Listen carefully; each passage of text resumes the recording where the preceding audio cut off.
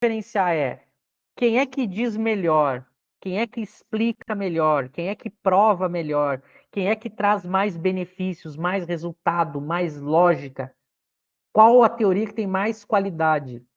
Então vejam que tudo isso que eu estou colocando é respondido no texto O Controle Universal do Ensino dos Espíritos, que começa com a autoridade da doutrina espírita, controle universal. Onde está esse texto? Já concluindo aqui a minha primeira fala e já passo para o Lauro. Onde está esse texto? Na obra O Evangelho segundo o Espiritismo, na introdução, o item 2 da obra. E por que isso também tem relevância? Porque, curiosamente, a obra mais lida do movimento espírita é o Evangelho segundo o Espiritismo. E, paradoxalmente, esse texto não é conhecido. Esse texto está na obra mais lida pelo movimento espírita e, ao mesmo tempo, não é conhecido pelo movimento espírita. Ou então tem uma quantidade enorme de confusão de entendimento e interpretação desse texto. Então vejam que coisa curiosa, porque o que causa esse desconhecimento, mesmo estando na obra mais conhecida, é porque as pessoas leem o Evangelho pulando a introdução. O que é um erro grosseiro. Elas pulam a introdução. E há aqueles que conhecem o texto. A gente vê que muitas pessoas utilizam o chamado controle universal, mas elas não leem com atenção o que o texto está dizendo. É muito curioso, eu tive acesso a isso agora, nesse ano, fazendo o projeto do Nosso Lar. As pessoas me mandaram, durante o ano de 2024, textos, artigos, livros, para me mostrar que eu estava errado no projeto. Quando eu fui ler esses textos, a grande maioria deles se utilizava do controle universal do ensino dos espíritos para fundamentar e defender a obra do André Luiz. O que esses autores desses textos não percebiam é que quando eles citavam o controle universal, eles citavam errado. Não como estava lá, como Kardec disse. Eles tiravam pedaços, eles faziam um controle universal à moda da casa. Então, por isso a importância da gente tratar disso, que é um texto que Kardec depois desenvolve na Gênese. E eu digo duas coisas e agora eu concluo a minha fala. A primeira coisa que eu digo, quem tiver o conhecimento e o entendimento desse texto e do capítulo 1 da Gênese, que é um desenvolvimento disso, está prevenido das confusões do movimento espírita. Então, essa é o grande antídoto para tudo o que aconteceu de ruim no movimento espírita no século XX.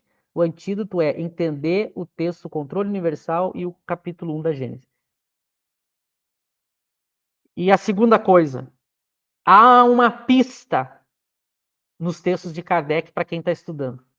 Toda vez que você começa a estudar o texto de Kardec e você começa a deixar, em vez de o entendimento ficar simples, claro e racional, começa a ficar complexo, prolixo, difícil, você está estudando mal. Essa é uma boa pista para quem for ler os textos de Kardec. Porque Kardec foi muito claro, muito simples, muito direto, não tem polêmica. A polêmica só existe porque ou as pessoas não leram ou elas não aceitam o que o texto está dizendo.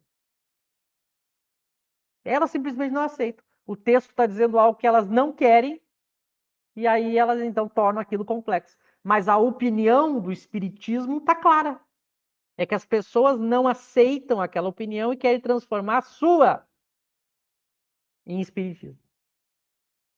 Então, feita essa pequena introdução, Eu passo para o Lauro, não sei se ele quer fazer as colocações, trazer questões. Vamos dar seguimento na nossa noite. Vamos lá. Foi muito comum, e eu presenciei, eu ouvi isso de pessoas, quando né, foram feitas críticas a respeito das tais colônias, como né, está descrito nesses romances, e um dos argumentos, então, oferecidos foi esse. Não, mas isso houve comunicações de espíritos em todo lugar do mundo falando de colônia. Aqui no Brasil, nós temos aí vários médios aí que os espíritos se comunicaram falando da tal colônia, do tal umbral. Então, há um controle universal.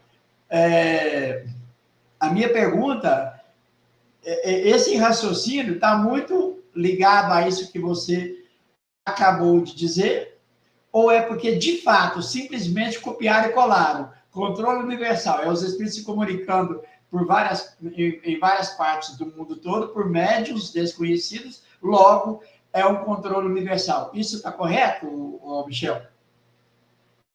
Exato, Lauro. Tu foi no coração da questão.